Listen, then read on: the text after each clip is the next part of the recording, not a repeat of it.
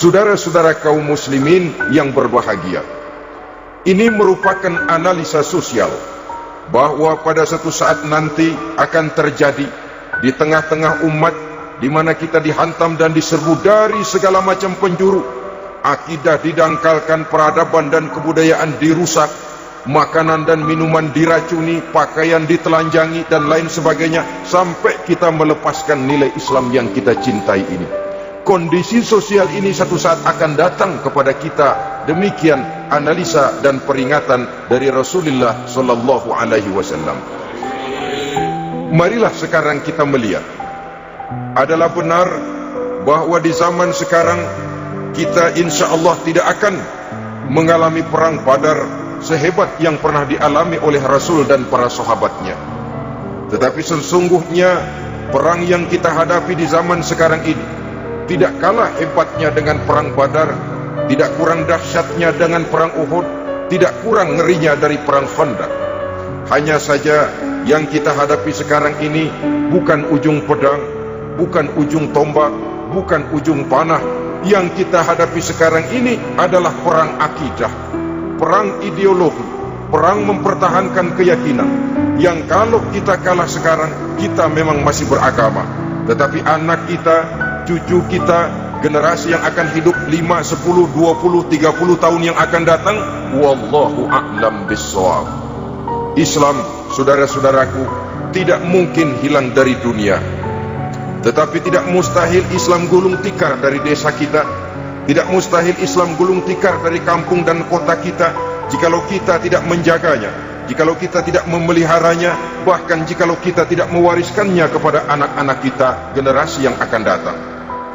Marilah kita mengingat sejenak bagaimana Islam di Spanyol yang pernah jaya, pernah mewarnai daratan Eropa, dan yang sekarang hanya sekedar tinggal ceritanya saja.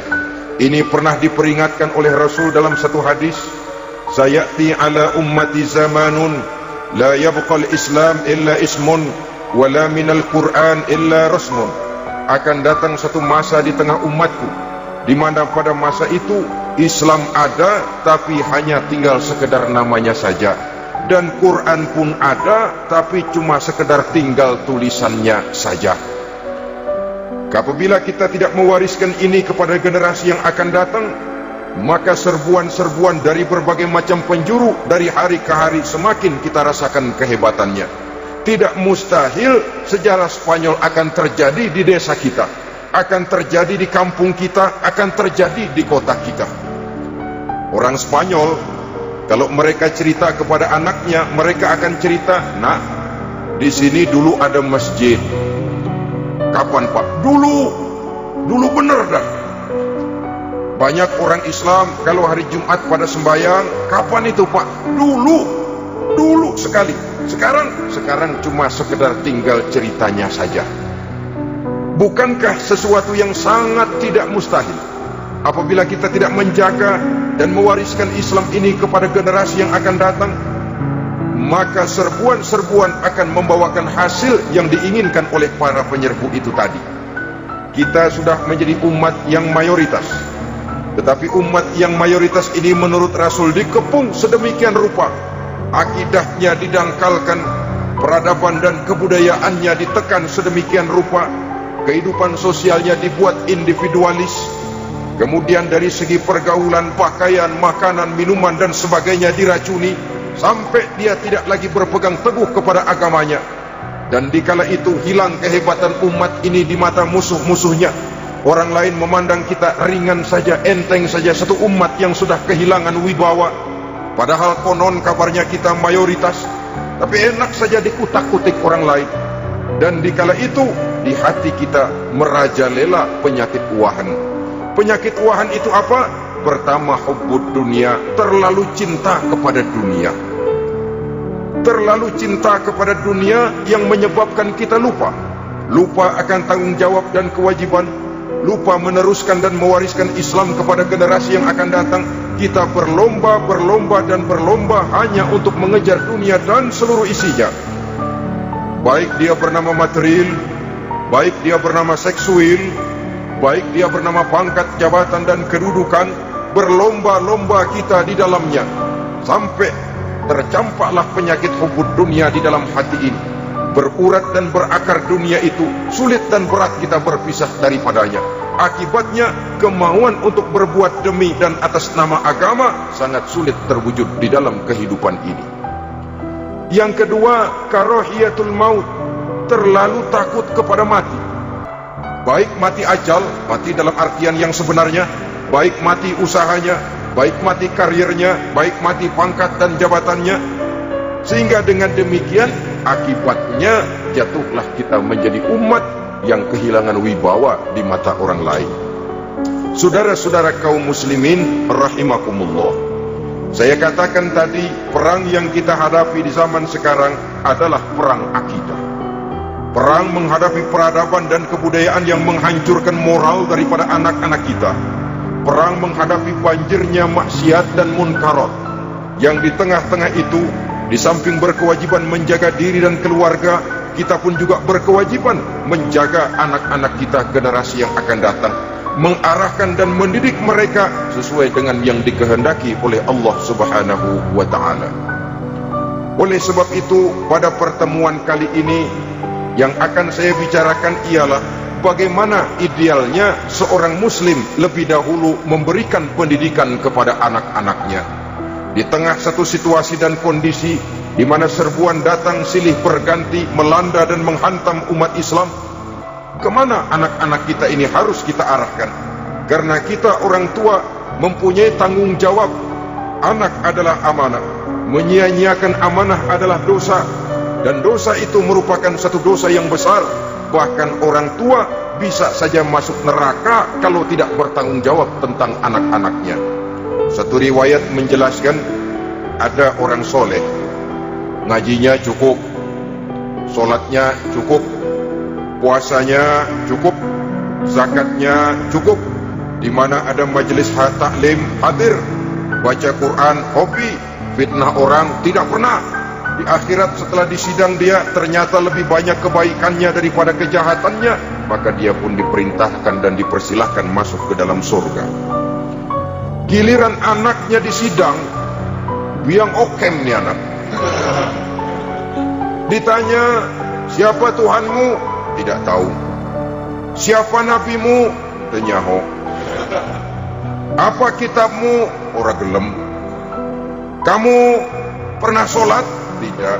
Zakat? Tidak. Puasa? Tidak. Judi? Hobi. Zina? Tiap malam. Mabuk? Berat. Wah, brengsek kamu. Kebaikan tidak ada barang sedikit pun, sementara kesalahan dan dosa berlipat ganda. Kamu neraka. Anak ini protes. Benar, saya tidak kenal siapa Tuhan saya. Saya tidak tahu siapa Nabi saya. Saya tidak tahu kitab suci dan kiblat saya. Saya tidak sholat, tidak zakat, tidak puasa. Tiap malam saya judi, saya zina, saya mabuk. Tapi saya kerjakan semua itu karena saya tidak tahu dan orang tua saya tidak pernah memberitahu saya. Dia enak-enakan hadir di majelis taklim, saya nyekek botol, didiemin saja.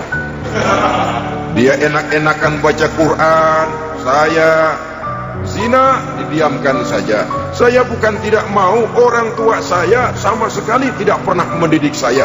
Dia mau benar sendiri. Maka kalau sekarang saya harus masuk ke dalam neraka, saya menuntut agar orang tua saya ikut sama-sama bergabung dengan saya ke dalam neraka. Gara-gara dia tuh saya jadi begini. Orang tuamu yang mana? Tuh, yang barusan mau ke surga. Ini orang tua yang sudah mau berangkat ke surga dipanggil. Sebentar dulu mas. Ini benar anak kamu? Iya pak. Waktu di dunia kamu tidak pernah ajarin dia ngaji? Sampai dia tidak kenal Tuhannya, tidak kenal nabinya, tidak kenal kiblat dan kitab sucinya? Ya pak. Dia tidak sholat, kamu diamkan saja. Dia tidak puasa, tidak zakat, kamu bersikap masa bodoh. Bahkan dia judi, dia zina, dia mabuk, kamu pun berdiam diri saja? Ya pak. Tahukah kamu bahwa anak ini adalah amanah? Menyia-nyiakan amanah artinya khianat, dan khianat adalah dosa yang sangat besar. Kamu tidak bertanggung jawab, maka kamu, anakmu gabung ke dalam neraka. Saudara-saudara kaum muslimin rahimakumullah, itu sebabnya Allah pesan benar-benar, Ya ayyuhalladzina amanu qu anfusakum wa ahlikum nara. Hai orang-orang yang beriman, jaga dirimu dan keluargamu, istri, anak, orang-orang yang menjadi tanggung jawab dan kewajiban kita, jaga dan pelihara mereka dari api neraka.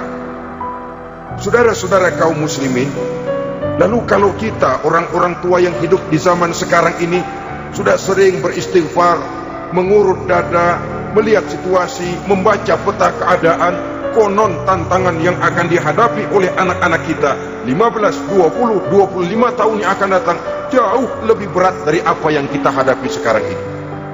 Maka adalah wajar jika kita sebagai orang tua yang cinta kepada agama, cinta kepada anak-anak kita, berpikir untuk mewariskan nilai-nilai yang luhur ini kepada anak-anak kita generasi yang akan datang. Bagaimana pada mulanya kita harus mendidik mereka? Mari kita telusuri apa yang dicontohkan oleh Al-Quranul Karim. Orang-orang tua bijaksana yang diceritakan dalam Al-Quran, kalau sudah berpikir tentang anak-anaknya generasi yang akan datang, pendidikan pertama yang diberikan kepada anaknya ternyata adalah persoalan akidah. Nabi Ibrahim, pertanyaan yang paling merisaukan beliau buat anak cucunya ialah, ma ta'buduna min ba'di. Saudara bisa lihat surah Al-Baqarah ayat 133. Anak-anakku, kalau pada satu saat nanti aku, ayahmu ini sudah tidak ada lagi, meninggalkan kamu semua, meninggalkan kehidupan dunia ini, ma ta'buduna min ba'di, apa yang akan kamu sembah nak kalau ayah sudah tidak ada lagi? Jikalau ayahmu sekarang masih rajin ke masjid, melakukan rukuk dan sujud, i'tikaf dan membaca Quran, kalau satu saat ayahmu meninggalkan dunia ini, masihkah engkau mau ke dalam masjid? Masihkah engkau rukuk dan sujud? Masihkah engkau i'tikaf? Ma ta'buduna min ba'di, apa yang akan kamu sembah kalau aku ayahmu tidak ada lagi nak?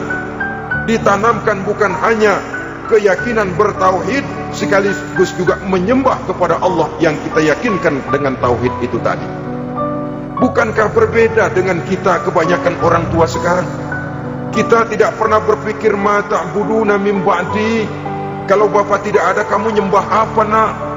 Kita orang tua sekarang pagi-pagi malah berpikir ma ta'kuluna min ba'di, kalau bapak enggak ada kamu nanti makan apa nak?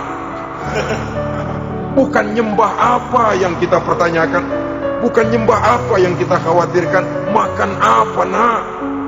Maka yang dicari lalu sekolah-sekolah yang bonafit, yang tidak peduli apakah itu merusak imannya, mematikan akidahnya, menghancurkan keyakinannya. Yang penting ada jaminan hari depan bisa dapat lapangan kerja. Akibatnya berduyun-duyun orang-orang tua muslim menyekolahkan anaknya di sekolah-sekolah yang bukan Islam, yang nyata-nyata membahayakan akidahnya, dididik dengan kultur dan budaya yang bertentangan dengan nilai-nilai agamanya.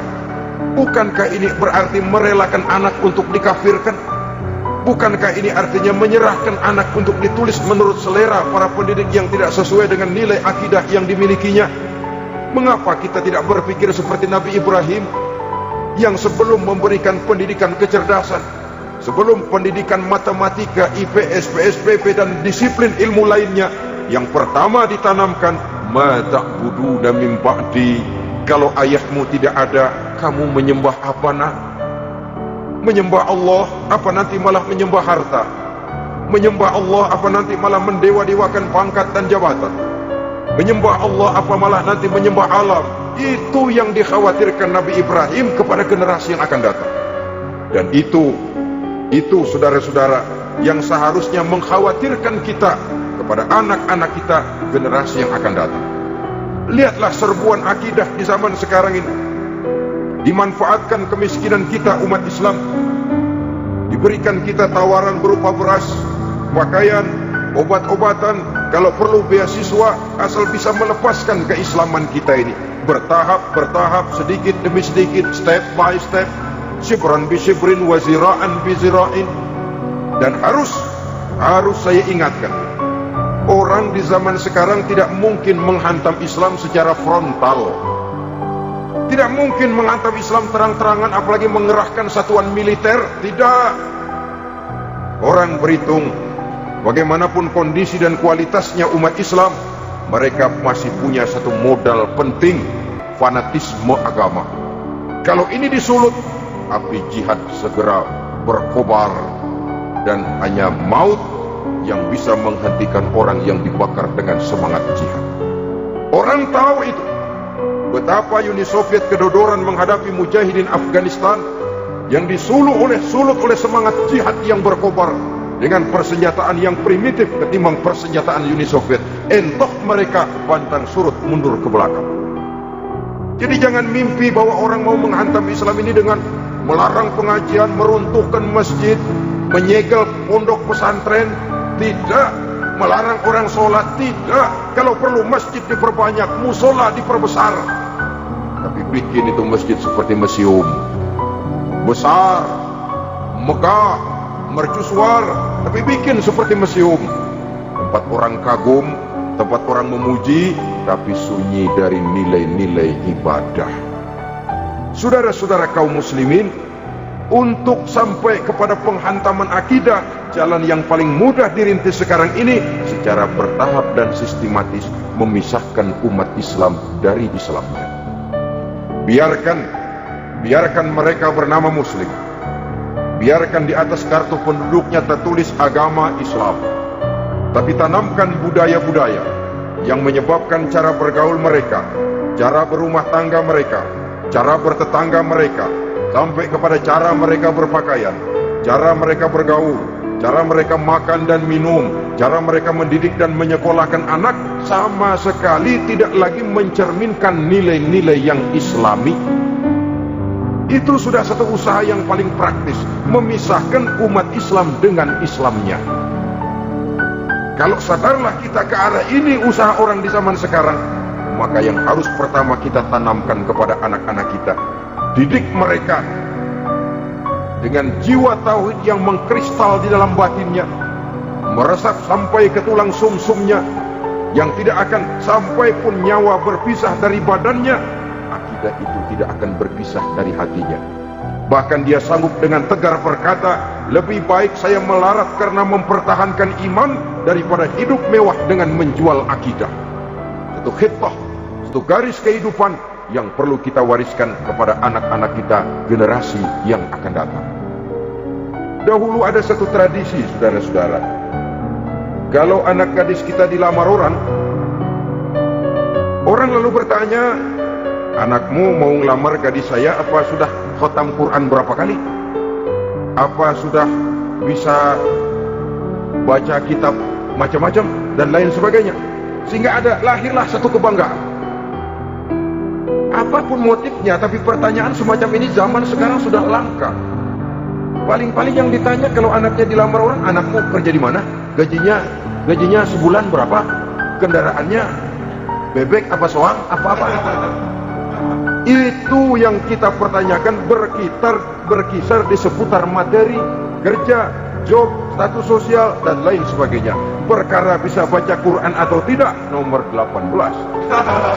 Perkara sembahyangnya rajin apa tidak, nomor 36.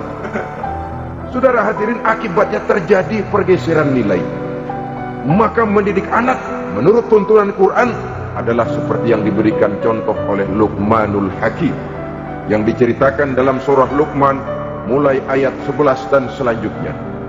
Apa pendidikan pertama yang harus kita berikan kepada anak? Pertama, ya bunayya la tusyrik billah. Wahai anakku, jangan sekali-kali engkau menyekutukan Allah. Nak, jaga tauhid, pelihara iman, mantapkan akidah. Ini dasar yang pertama. Belum lagi anak mengenal berbagai macam disiplin ilmu, yang pertama ditanamkan tauhid. Ini yang mendasari kehidupan. Ini yang akan menjadi mewarnai dan menjadi warna dari kepribadian seseorang. Sentuhan jiwa tauhid di dalam diri si anak. Belum lagi sempat dia kenal yang lain, yang pertama yang kita tanamkan, kita wariskan, kita berikan, la tusyrik billah. Jangan sekali-kali menyekutukan Allah. Nah, kalau ini sudah tertanam, ini sudah merupakan satu fondasi yang kuat. Selebihnya nanti tinggal melihat bakat si anak, kemana dia harus dididik. Yang terpenting nilai iman lebih dahulu tanamkan. Dan untuk menghancurkan nilai keimanan, saudara-saudara, saya katakan, ingatkan kepada hadis di awal tadi, dikepung kita dari berbagai macam penjuru agar bila bisa melepaskan nilai-nilai iman dan keyakinan. Proses pendangkalan akidah, ditanamkan keraguan kepada agama, ditanamkan rasa malu beragama, sholat malu, baca Quran malu, berangkat ke masjid malu, pakai jilbab malu, ditanamkan rasa malu beragama, sehingga bertahap sedikit demi sedikit kita mulai berpisah dengan kehidupan beragama. Ditanamkan hal yang sedemikian rupa dari berbagai macam penjuru. Dihantam akidah kuat, dihantam dari segi peradaban dan kebudayaan. Diperbanyaklah peradaban dan kebudayaan yang bukan mendekatkan kita dengan agama, malah mendekatkan kita dengan neraka, menjauhkan kita dari agama, menjauhkan kita dari nilai-nilai luhur yang diwariskan oleh orang-orang tua kita terdahulu. Adalah kewajiban kita yang pertama, mendidik anak, menanamkan roh, jiwa, dan semangat tauhid di dalam diri mereka. Saudara-saudara kaum muslimin rahimakumullah, kenapa kita lebih dahulukan menanamkan jiwa, roh, dan semangat tauhid ini kepada anak-anak kita? Pertama, kita tidak hanya ingin sekedar mempunyai anak yang pintar, tetapi lebih daripada itu kita pun ingin mempunyai anak yang benar. Segala macam disiplin ilmu, segala macam bentuk penalaran ilmiah dan pengisian intelektualitas manusia mungkin di satu sisi akan membuat dia pintar, tapi di sisi lain belum tentu akan membuat dia benar. Nabi pernah memberikan peringatan, man izdada ilman walam yazdad huda lam yazdad minallahi illa bu'da. Orang yang hanya bertambah ilmu pengetahuannya tapi tidak bertambah hidayah dari Allah, tidak makin mantap keimanannya, maka seluruh nilai-nilai ilmunya hanya akan menjauhkan dia dari Allah Subhanahu wa taala. Dan adalah lebih merupakan azab daripada nikmat kalau kita diberikan ilmu pengetahuan yang hanya akan menyebabkan kita semakin jauh dari Allah Subhanahu wa taala.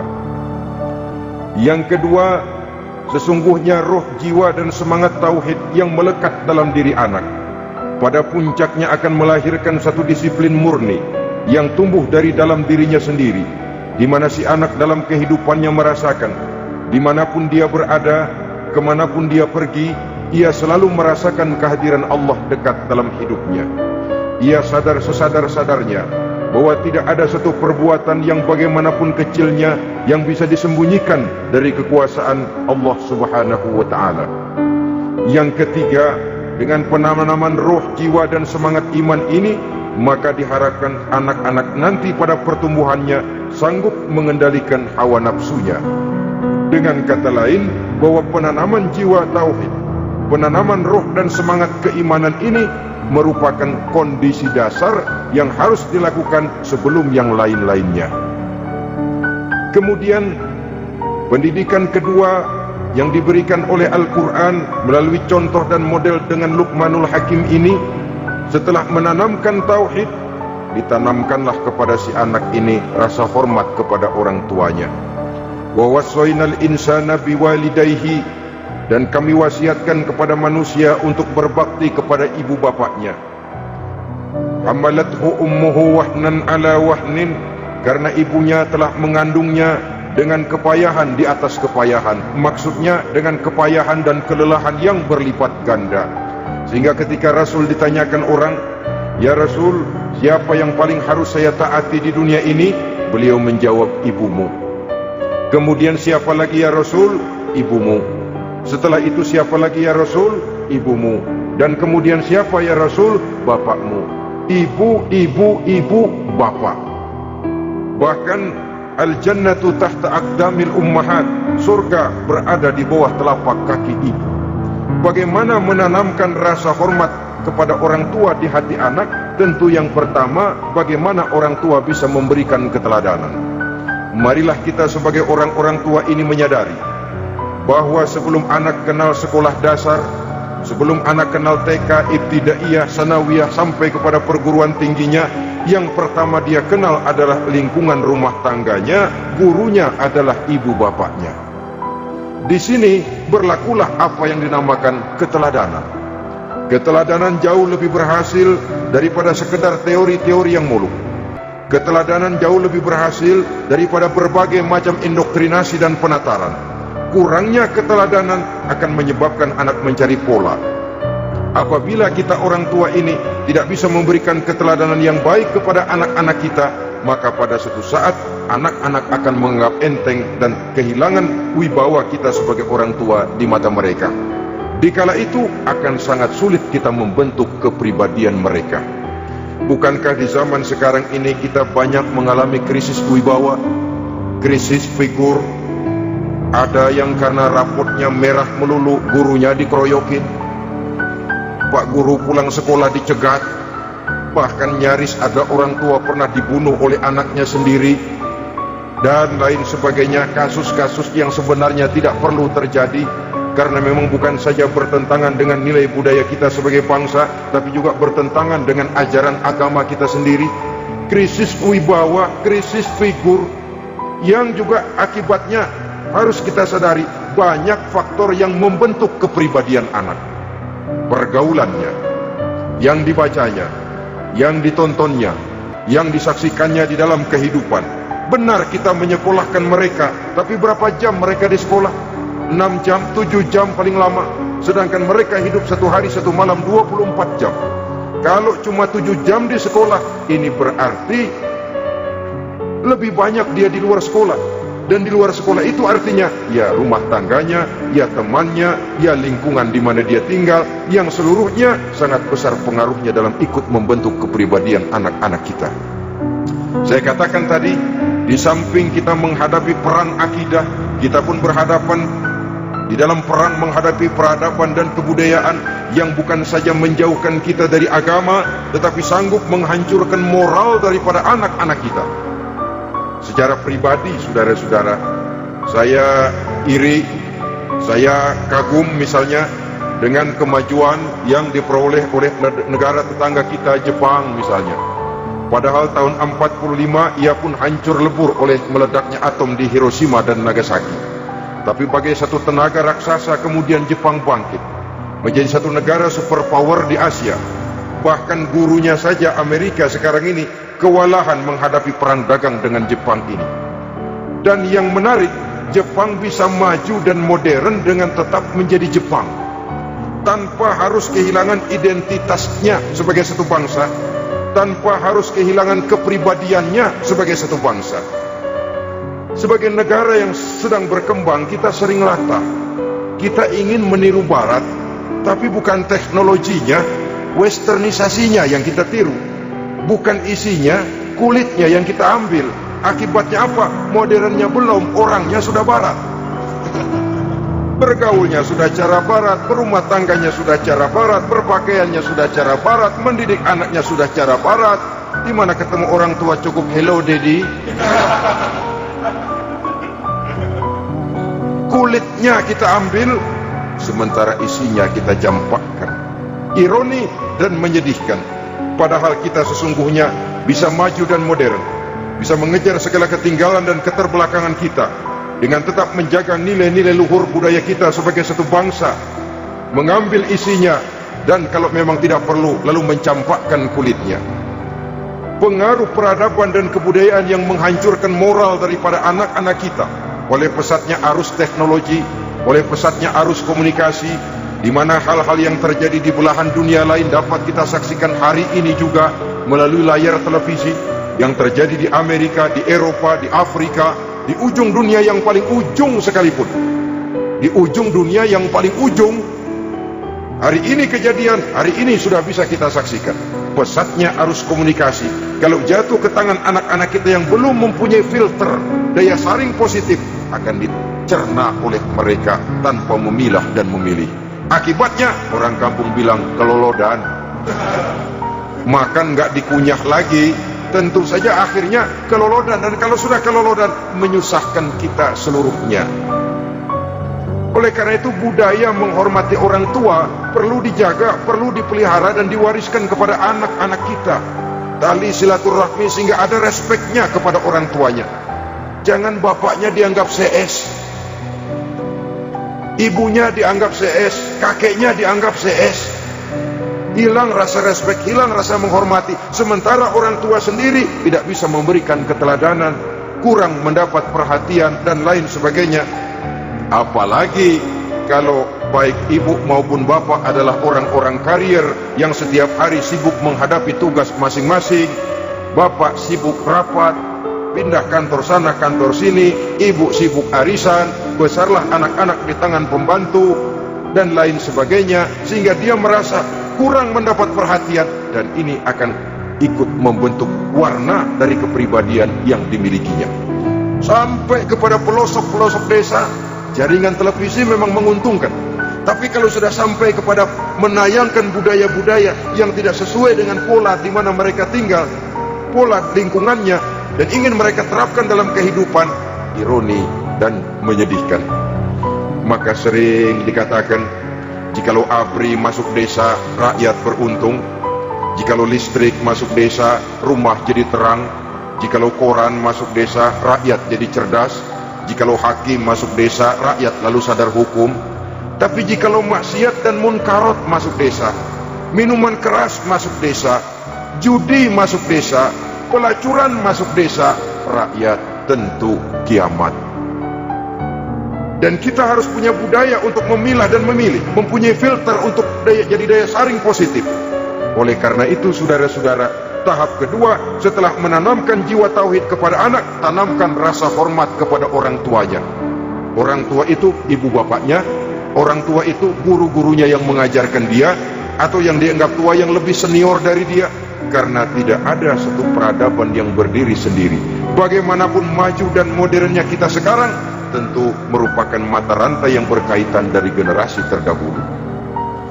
Ini yang kedua. Setelah tauhid, berbakti kepada ibu dan bapak. Tidak ada satu kebahagiaan yang bisa ditegakkan di dunia ini tanpa doa, tanpa restu daripada ibu dan bapak.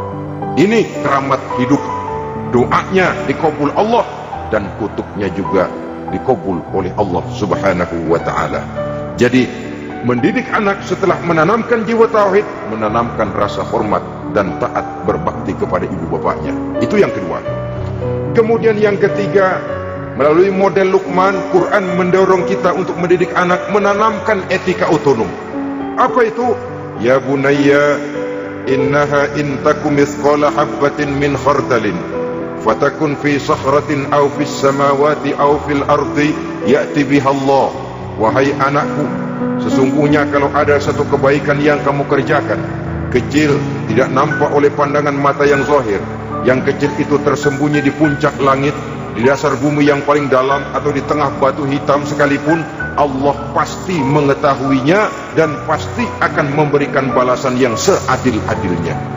Pendidikan apa ini? Pendidikan moral, menanamkan etika otonom. Nah, kau berbuat baik jangan karena dilihat orang. Kau tidak mau melakukan kejahatan jangan cuma karena ada polisi. Kalau ada polisi kau tidak mau jahat, kucing juga begitu.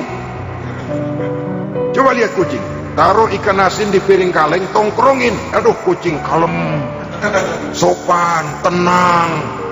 Sedikit kita lengah, habis ikan digarap. Tapi ditanamkan satu kesadaran, kemanapun kau pergi, apapun yang kau kerjakan, tersembunyi di tengah batu, di dasar bumi, di puncak langit, Allah pasti tahu. Dalam bahasa yang ringan, kita ini diawasi oleh dua hiperkomputer yang maha sensitif, produksi langit, mereknya Rokib dan Atid.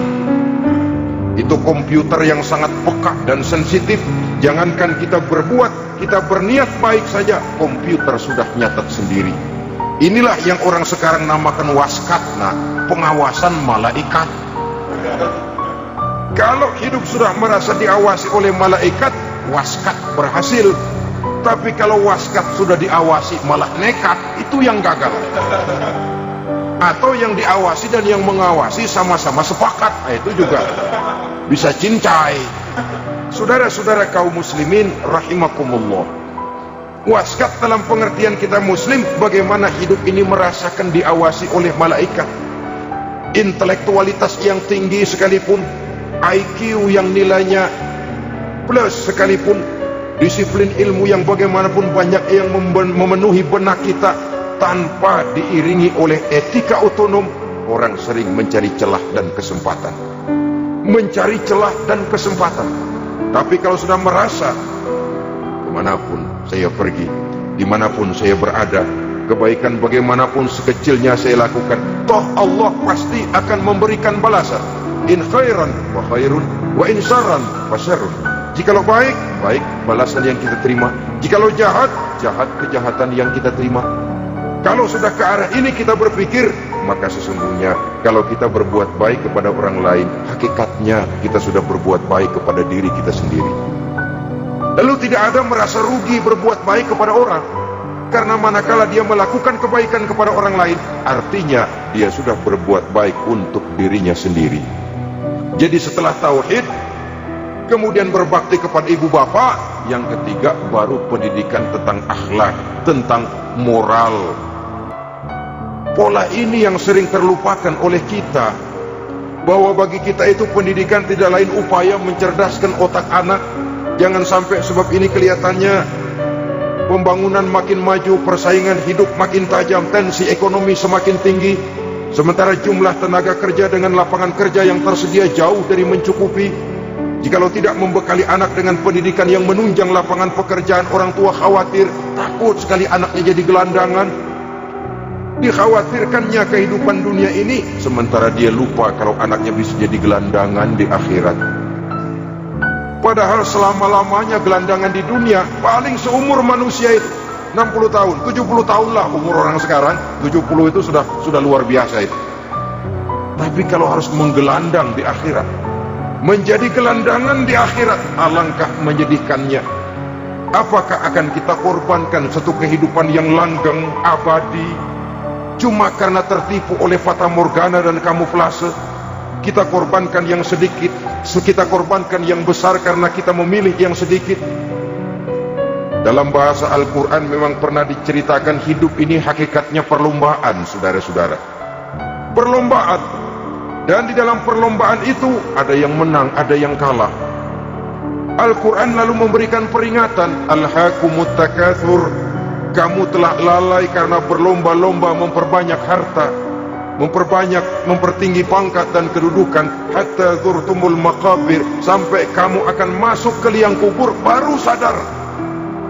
Apalagi kalau nafas sudah sampai di tenggorokan, persis Fir'aun, sudah tenggelam di lautan merah, mau mampus, baru dalam sekaratnya, amantu bi Rabbi Musa wa Harun. Kalau begini caranya, saya juga percaya kepada Tuhan Musa dan Harun, percaya kepada Allah.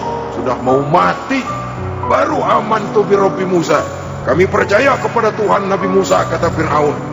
Malaikat maut kesal benar, dilelepin terus di laut, mampus tuh sekalian. Hidup ini memang kita berlomba, berlomba dengan waktu, berlomba dengan umur, berlomba dengan tenaga, berlomba dengan tetangga. Yang jangankan kita sampai mundur, berhenti saja sejenak, kita akan ditinggalkan oleh yang lain. Tiada kata mundur, bahkan tiada kata berhenti. Sekali kita melangkah, melangkahlah terus. Tapi berlombalah seperti yang dikehendaki Quran, fastabiqul khairat, berlomba-lombalah di dalam kebajikan. Jangan berlomba-lomba di dalam kemaksiatan, kemunkaran, kejahatan. Berlombalah dalam urusan kebaikan. Saudara-saudara kaum muslimin rahimakumullah, tauhid, berbakti kepada ibu bapa, kemudian pendidikan tentang moral. Apabila pendidikan tentang moral sudah tertanam, barulah lihat bakat si anak, kemana bakatnya. Anak saya kelihatannya dari kecil demennya main budil-budilan saja, akabri kali itu. Kirim ke Magelang, masukkan akabri, tapi dengan syarat 3 itu tadi. Iman sudah tertanam, rasa bakti kepada ibu bapak sudah ada, dan punya nilai moral. Jika boleh jadi nanti dia menjadi jenderal yang beriman, yang berbakti kepada ibu bapaknya, dan punya moral yang tinggi. Kan lebih baik rakyat rendah tapi akhlaknya tinggi, daripada pejabat tinggi tapi moralnya rendah. Jauh lebih baik rakyat rendah punya moral tinggi ketimbang pejabat tinggi punya moral rendah. Nilai moral ini yang jadi ukuran dan barometer di masyarakat. Yang ini yang sering kita lupakan. bahwa kehancuran satu bangsa dimanapun di dunia ini selalu dimulai dengan kehancuran moral daripada bangsa itu sendiri. Sekarang membina nilai moral ini berat. Gadis kita, remaja, putri diberikan pakaian jilbab, mungkin dia sendiri masih setengah-setengah, ditambah lagi oleh ledekan temennya. Jilbab udah kuno, bau surga lah, bau masjid lah, bau menyan lah. Ditanamkan rasa malu untuk hidup dekat dengan agama. Kalau moral semacam ini sudah tertanam, sedikit demi sedikit kita mulai mengucapkan selamat tinggal kepada agama. Dan kemalangan apa yang lebih malang kalau kita sudah jauh dari agama ini? Bukankah Islam telah menyelamatkan manusia dari penyakit jahiliyah dan membawanya kepada satu kehidupan yang maju dan modern? Kalau kita tinggalkan Islam ini, bukankah artinya kita akan kembali kepada satu zaman jahiliyah? Hanya saja jahiliyah itu berada di abad modern, versinya tentu lebih modern. Kalau zaman jahiliyah dulu mabuknya pakai arak, zaman sekarang sudah macam-macam orang bisa mabuk. Kalau zaman jahiliyah dulu anak perempuan dikubur hidup-hidup, zaman sekarang kadang-kadang belum sempat lahir ke dunia, malah sudah dibunuh lebih dahulu.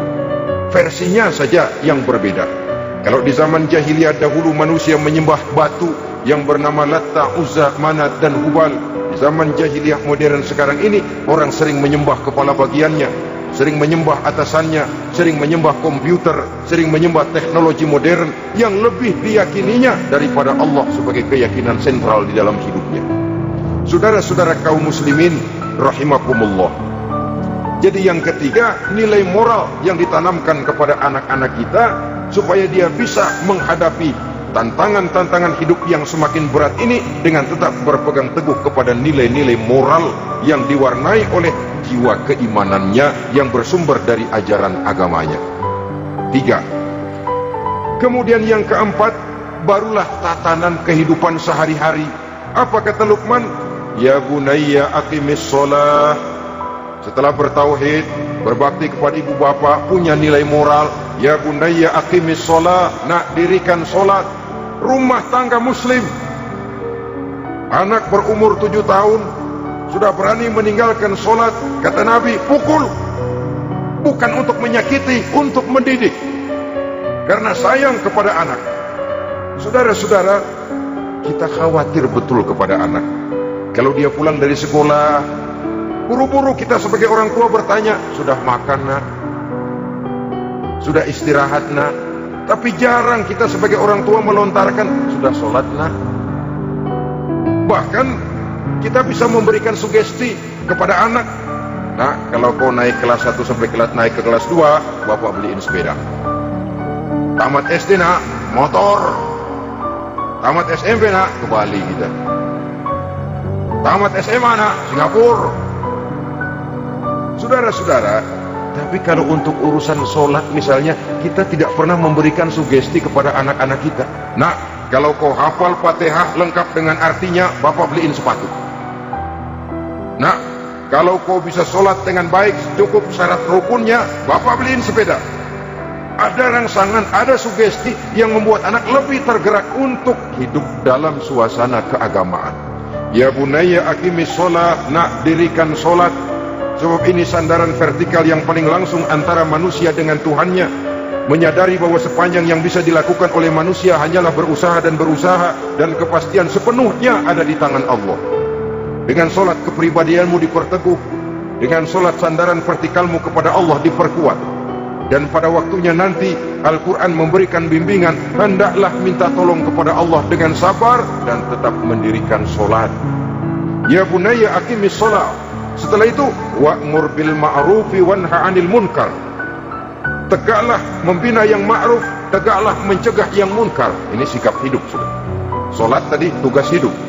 Lalu sikap hidup tampil di tengah masyarakat, membina yang ma'ruf, mencegah yang munkar sesuai dengan kesanggupan masing-masing. Bukankah setiap kita kepingin punya anak yang bermanfaat, setidaknya bagi keluarganya, syukur kalau bisa bagi lingkungannya, bagi masyarakat, bangsa dan negaranya. Dan satu di antara tanda orang yang bermanfaat, kalau dia bisa hidup menjadi penganjur yang ma'ruf dan pencegah yang munkar. Dan itu kalau tidak ada hidayah, sulit orang mau melaksanakan itu. Sebab apa? Ada kecenderungan belakangan ini di mana agama dianggap urusan pribadi. Sehingga orang lalu sering bilang, jangan bawa-bawa agama dah, itu kan bukan urusan agama. Ini sudah ciri berpikirnya sekuler. Jangan bawa-bawa agama, agama urusan pribadi. Artinya orang mau sholat mau enggak, jangan bilang apa-apa dah, urusan dia sendirian. Dia mau puasa dia enggak, merdeka saja, urusan pribadi. Agama bukan persoalan pribadi. Apalagi jika sudah menyangkut amar ma'ruf dan nahi munkar, siap menegakkan yang baik, mencegah yang munkar untuk tegaknya satu masyarakat yang diwarnai oleh kebaikan dan terhindar dari segala macam kejahatan. Dan terus ayat-ayat selanjutnya mencerminkan sikap hidup. Namun yang intinya, cara mendidik anak yang baik yang dicontohkan oleh Al-Quran dengan Luqmanul Hakim sebagai model. Pertama, tanamkan tauhid. Yang kedua, tanamkan rasa hormat dan berbakti kepada ibu bapaknya. Yang ketiga, tanamkan moral, nilai akhlak yang tinggi. Setelah itu yang keempat, biasakan hidup dalam suasana keagamaan. Kontrollah sholatnya, kontrollah baca Qur'annya, kontrollah puasanya di bulan Ramadan. Ajaklah anak-anak sholat berjamaah, sehingga dengan demikian dia terbiasa oleh satu suasana yang mendekatkan dia dengan nilai agamanya. Dari sana diharapkan nilai-nilai ilmu yang didapatnya dari bangku sekolah akan menciptakan keseimbangan dengan yang ditanamkan oleh orang tuanya dalam bentuk yang dijelaskan oleh surah Luqman itu tadi.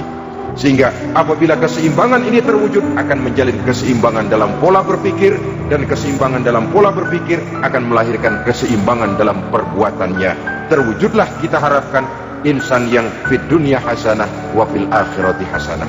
Inilah harapan kita semua. Mudah-mudahan Allah memberikan kekuatan kepada kita untuk mewariskan nilai-nilai yang baik kepada generasi yang akan datang, sehingga esok harus lebih baik daripada hari ini, dan lusa harus lebih baik daripada hari esok. Terima kasih atas perhatian saudara.